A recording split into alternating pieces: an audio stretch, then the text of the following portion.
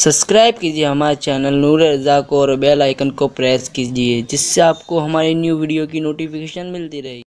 حدیث پاک میں آتا ہے کہ اللہ کے رسول صلی اللہ علیہ وآلہ وسلم فرماتے ہیں کہ بعض روزے دار ایسے ہوتے ہیں جن کو روزے میں بھوک اور پیاس کے سوا کچھ نصیب نہیں ہوتا، یعنی صرف وہ بھوکے اور پیاسے رہتے ہیں، بس ان کو کچھ ملنا نہیں ہے۔ وجہ اس لیے کہ انہوں نے جو حلال کھانا تھا، توجہ کرنا، جو حلال کھانا تھا، جیسے کھانا حلال ہے نا، پانی بھی حلال ہے، مغرب بعد تو کھا سکتے ہیں نا، وہ تو حلال ہی ہے، صبح صادق سے پہلے کھا سکتے ہیں، حلال ہی ہے، لیکن روزہ رکھنے کی نیت کرنے کی وجہ سے وہ حرام ہو گیا تو رک گئے کھانے پینے سے۔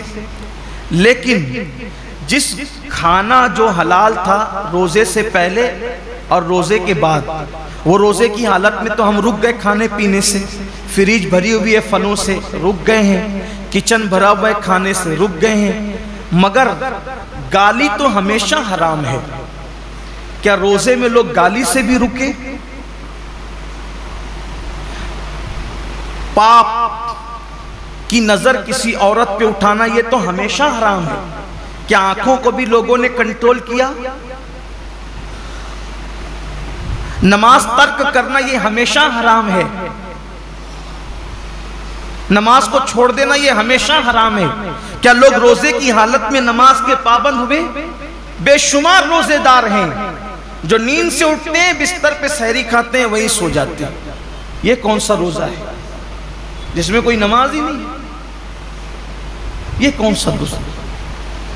روزے کے متعلق میرے آقا صلی اللہ علیہ وآلہ وسلم کے فرمان کا مفہوم ہے، روزہ وہ ہے صحیح معنی میں، کون سا روزہ؟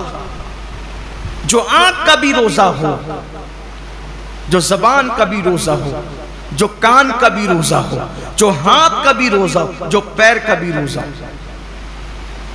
آنکھ کا روزہ یہ ہے کہ جن چیزوں کو اللہ نے حرام کر دیا روزے کی حالت میں انہیں نہ دیکھو۔ یہاں تو روزے میں لوگ گیم کھیلتے بیٹھے ہوئے، دیکھ لیجئے ٹائم پاس کر رہے ہیں۔ کیوں بھائی گیم کھیلتے ہو، تسبیح کیوں نہیں پڑھ سکتے؟ یہ تو مہینہ تسبیح اور تلاوت کا ہے، درود شریف کا ہے۔ اچھا یہ تو گیم کھیل رہے ہیں، اس میں کوئی تصویر تو نہیں ہے، یہ حرام تو نہیں ہے؟ اسلام میں وقت ضائع کرنا ہی حرام ہے، تضیع اوقات حرام ہے اسلام کے اندر۔ گیم کھیلنا موبائل پر یہ حرام ہے۔ حالت روزہ میں یہ کون سا حرام کام لوگ لے کے بیٹھ گئے؟ بچے گیم کھیل رہے ہیں، جوان گیم کھیل رہے ہیں، عورتیں گیم کھیل رہی ہیں، لگے ہوئے سب موبائل پر۔ تو روزہ رکھا تو کیا معاذ اللہ ہم نے احسان کیا کہ آپ گیم کھیلنے بیٹھ گئے؟ یہ روزہ تو نہیں ہو سکتا۔ کچھ لوگ سیریل دیکھتے ہیں روزے کی حالت میں، بلکہ یہ روحانی تربیت کا مہینہ ہے کہ جب آنکھوں سے پاپ نہیں ہوگا، کانوں سے ناجائز حرام چیزیں نہیں سنیں گے، ہاتھ سے کسی پہ ظلم نہیں کریں گے، زبان سے کسی کو گالی نہیں دیں گے، جھوٹ نہیں بولیں گے، غیبت نہیں کریں گے، پیر سے حرام جگہ چل کر نہیں جائیں گے، تو ایک مہینے کے اندر یہ روحانی تربیت ہوگی۔ تو جب رمضان شریف تو چلا جائے گا لیکن یہ نیک عادتیں انسان میں باقی رہ جائے گی، اس طریقے سے انسان کی زندگی بدل جائے گی۔ یہ مہینہ بدلنے کے لیے آتا ہے، یہ مہینہ انسان کو تبدیل کرنے کے لیے آتا ہے، یہ مہینہ انسان کی زندگی میں انقلاب برپا کرنے کے لیے آتا ہے۔ اب زبان جھوٹ بول ہی رہی ہے، کچھ لوگوں کا تو روزہ اس وقت تک مکمل ہی نہیں ہوتا جب تک وہ دو چار لوگوں سے جھگڑا نہ کریں۔ بڑا نازک ہوتا ہے کچھ لوگوں کا روزہ، یعنی ان کا دماغ چڑچڑا ہو جاتا ہے روزے کے اندر، اس سے لڑ، اس سے جھگڑ، اس کو گالی دے، اس سے یہ حالت ہوتی ہے۔ روزہ یہ نہیں، اللہ کے رسول علیہ السلام فرماتے ہیں اگر کوئی روزے کی حالت میں تم سے جھگڑا کرے تو اس کو کہہ دو کہ بھئی میں روزے سے، میں اپنا روزہ خراب نہیں کرنا چاہتا۔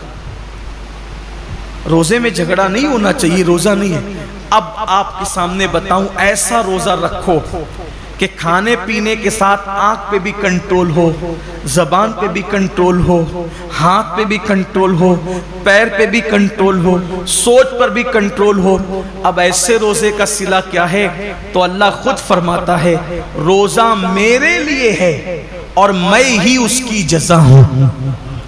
یعنی ہر نیکی یا ہر نیک عمل کی جزا جنت ہو سکتی ہے، لیکن روزہ تنہا وہ عبادت ہے کہ آپ نے جس کا حق ادا کیا اس کا صلہ جنت نہیں نہیں بلکہ مالک جنت ہے۔ سوچے تو صحیح روزہ کیا چیز ہے۔ مالک جنت کیسے صلہ ہے؟ مطلب یہ کہ اللہ روزے داروں کو اپنا دیدار نصیب فرمائے، روزے داروں کو خدا کا دیدار۔ صحابہ نے پوچھا یا رسول اللہ ہم اللہ کا دیدار کیسے کریں گے؟ تو آقا فرماتے ہیں جیسے تم آسمان پر چاند دیکھتے ہو بلا تکلف بلا تمثیل، تم اللہ کا یوں دیدار کرو۔ سوچئے حضور اتنے خوبصورت ہیں تو حضور کو بنانے والے رب کے حسن کا عالم کیا ہوگا؟ کائنات اتنی خوبصورت ہے تو کائنات کو بنانے والے رب کے حسن اور اس کے جمال کا عالم کیا ہوگا؟ تو اللہ کے لیے ایسا روزہ رکھو